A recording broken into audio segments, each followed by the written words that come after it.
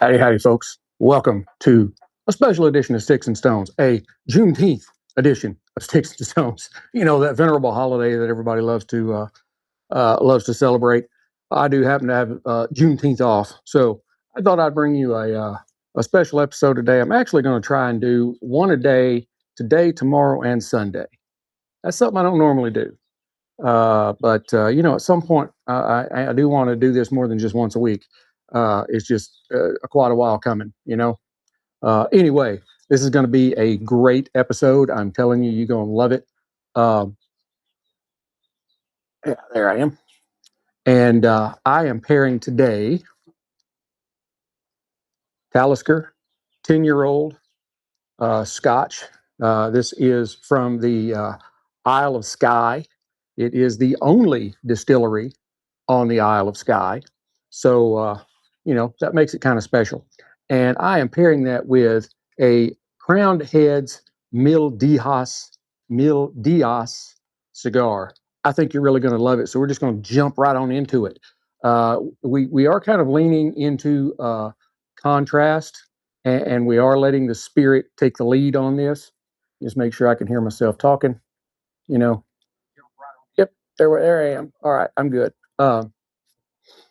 This is you can call it coastal smoky single malt, uh, because the Isle of Skye, it's an island, it's not very big, relatively speaking. You know, it's like the United Kingdom is an island, but it's pretty big.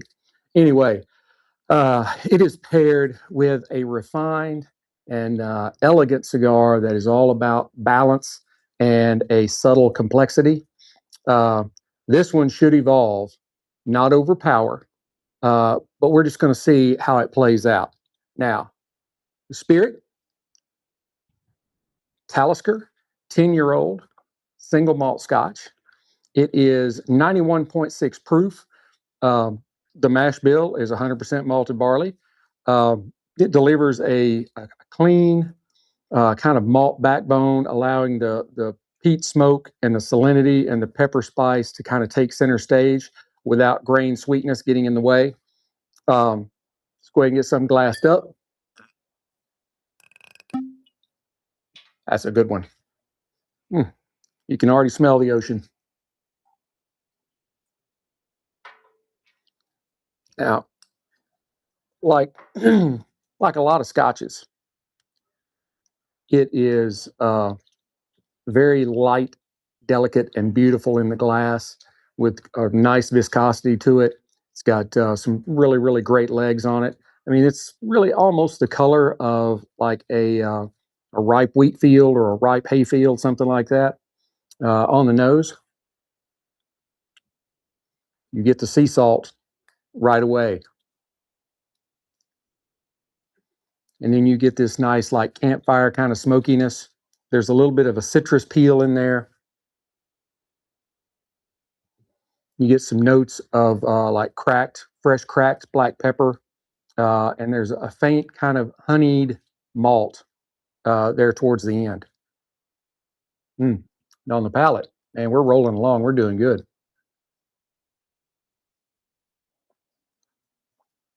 And I'm watching the U.S. and Australian World Cup. Let me take another one.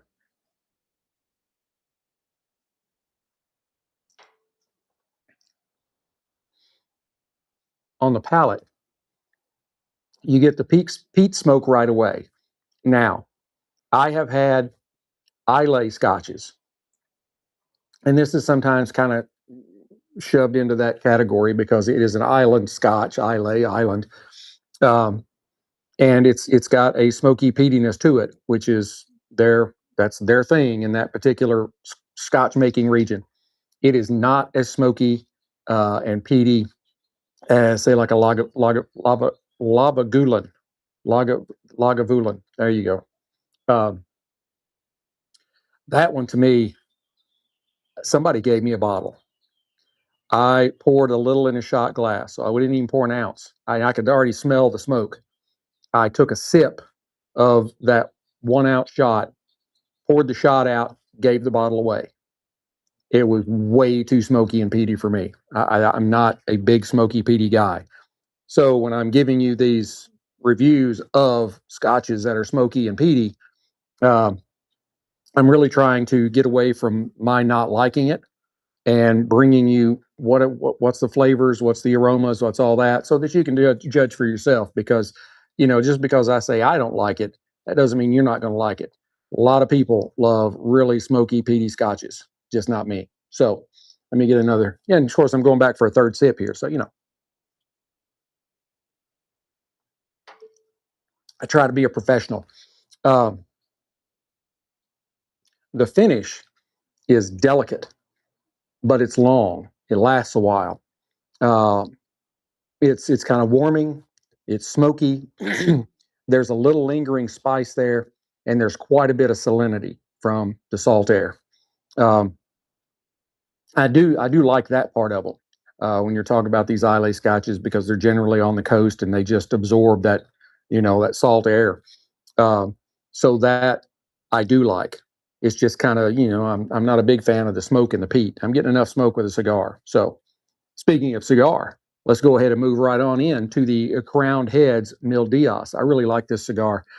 I've had several Crowned Heads. I have not nearly had all of them.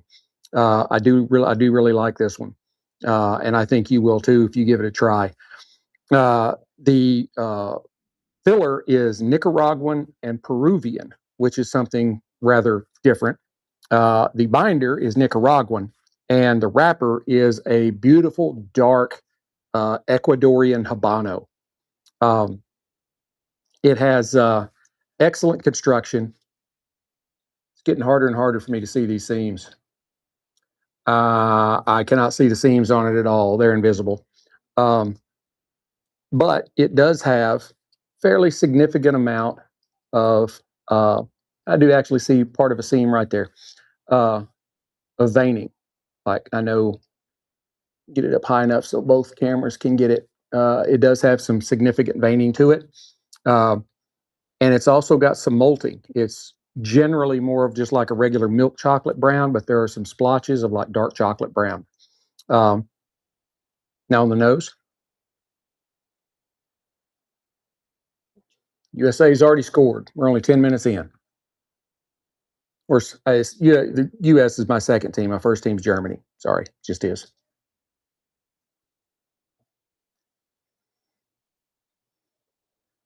I get a little bit of light cedar, some toasted nuts, a nice hay note in there, and a touch of kind of a natural sweetness. Let's go ahead and give it a cut. I did not get my cutter out of the bag. Keep my cutter in the bag so it doesn't get all scarred up. I really love this Cassetti multi-cutter. It is a guillotine, a V-cut, and a punch cut all in one. Uh, so don't do this at the cigar shop. This is my cigar shop. I can do what I want. But when you go to a cigar shop, don't do that. Especially if you're using their cutter.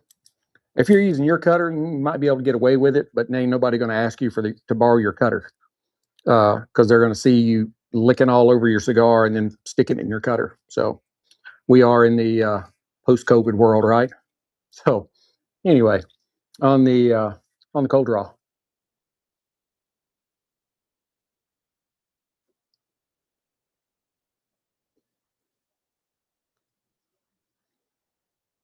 I get a really nice creaminess. There's some light spice in there, and just a little faint note of citrus. Not a really complex cold draw, but some really nice flavors there. I think you'll really like them. Let's go ahead and get it fired up. I am using my Rocky Patel Envoy blowtorch, the 5 torch. I'm gonna go ahead and take this middle band off because I'm afraid it is going to get in the way. All right, now we're ready.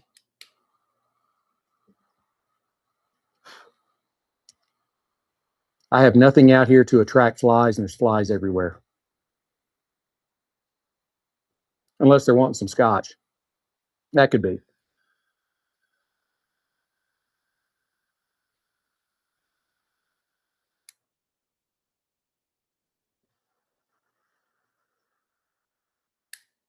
Nice. Got a few people watching. Thank you. Happy you're here.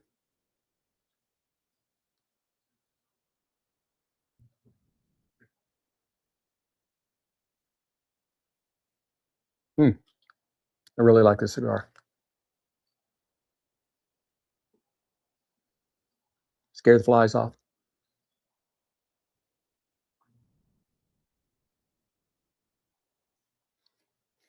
Off the light, I get a creamy cedar, some toasted bread, a little light pepper, and then it's got this kind of smooth and elegant profile finish. Uh, it is for a darker cigar. It is a lot, I don't know, lighter cigar than it actually shows. It is not. I always tell people you start off with the light wrappers, the Olivas, the O's and the G's, that light Connecticut shade wrapper, and you work your way up into the darker ones. This is a really good transition cigar, kind of going from the light ones into the dark ones. I would recommend it for that.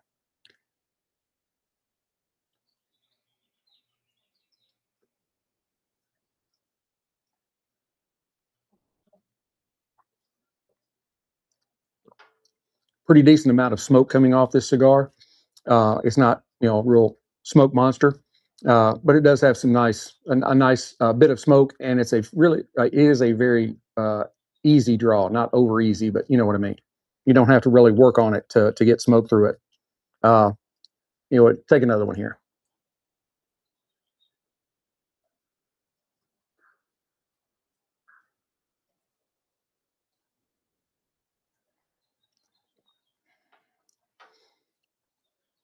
Now together, naturally, the Talisker is going to kind of dominate early, uh, and bringing in that smoke and that salinity and bringing that to the forefront.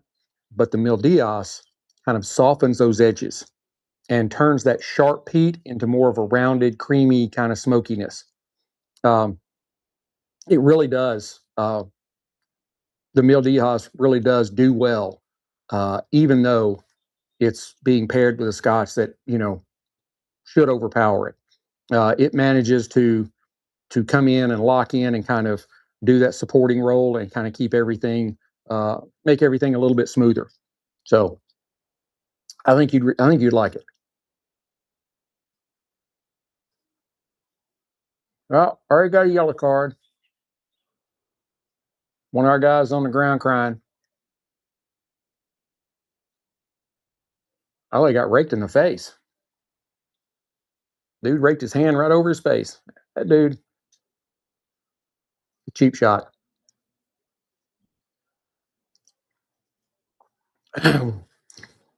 um, I also think this would go good with a higher proof bourbon. Um, you bring in a nice corn sweetness, and but then still have a little bit of maybe that rye spice in there, somewhere in the neighborhood of like 70 corn, and between 10 and 20 in rye, and then the rest be malted barley. I think it would go really well with something like that as well.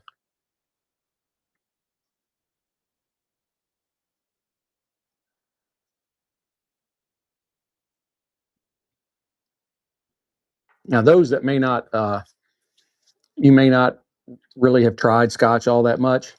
Maybe you've had, the Scotch that sells the most uh, bottles worldwide is Johnny Walker.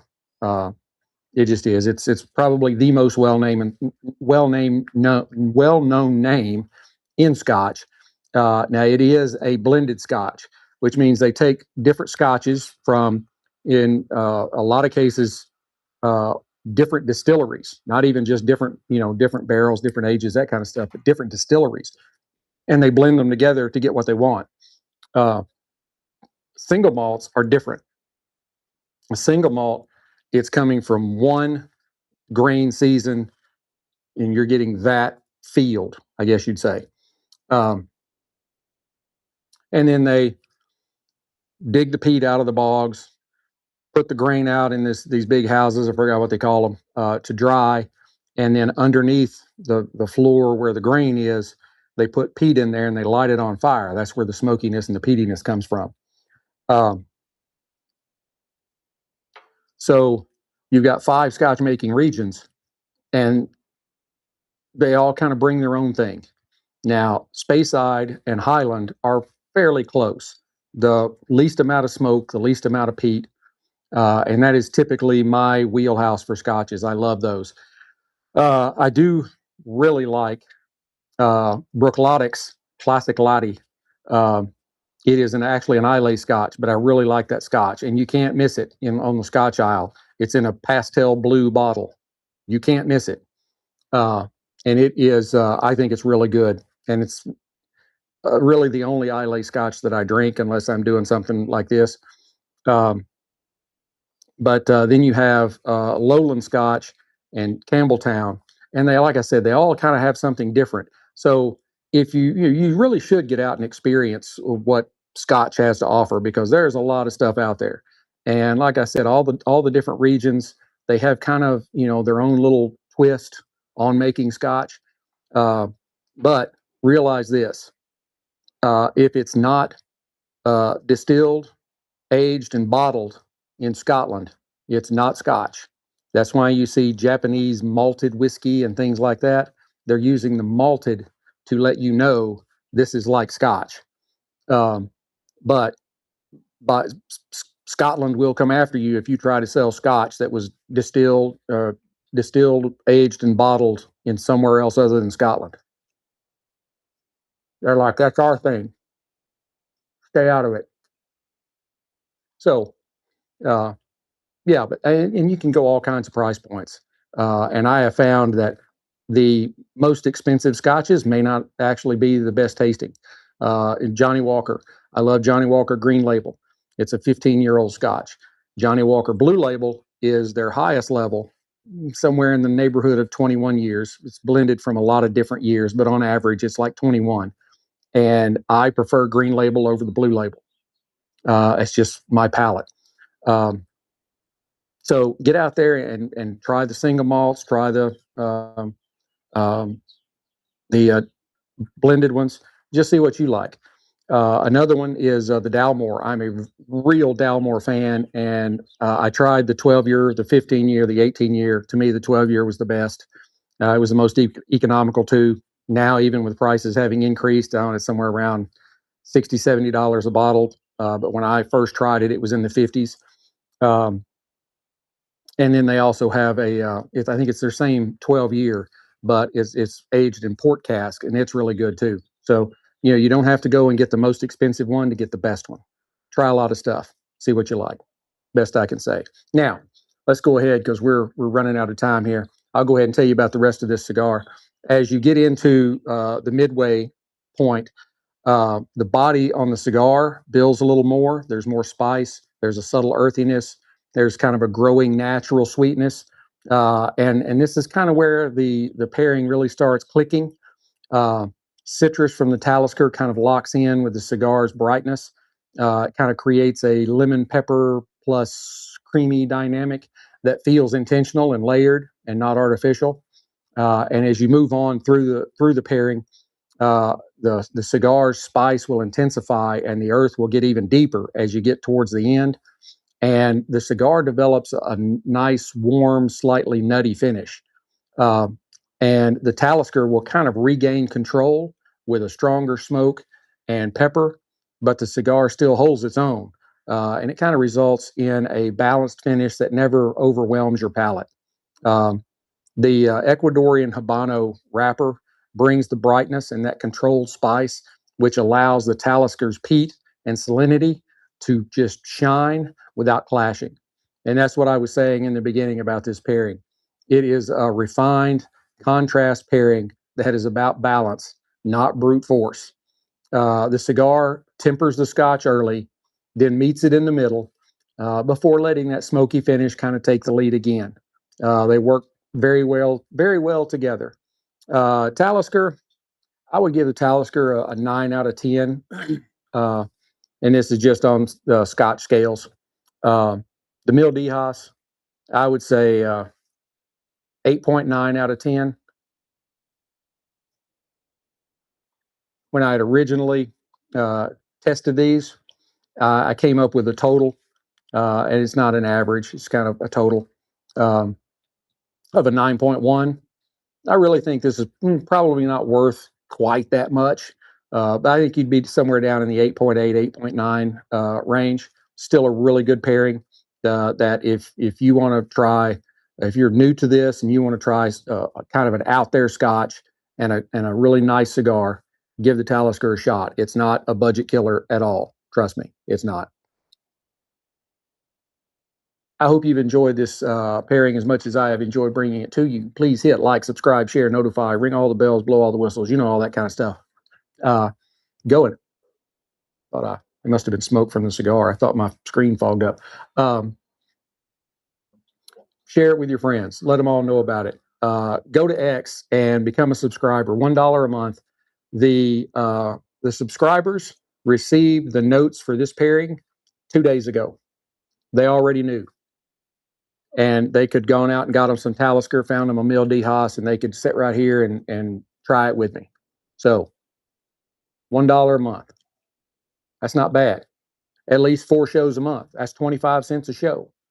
You can't beat that, right? So, till we get to be together again, keep your sticks dry, your stones cold. Have a great day.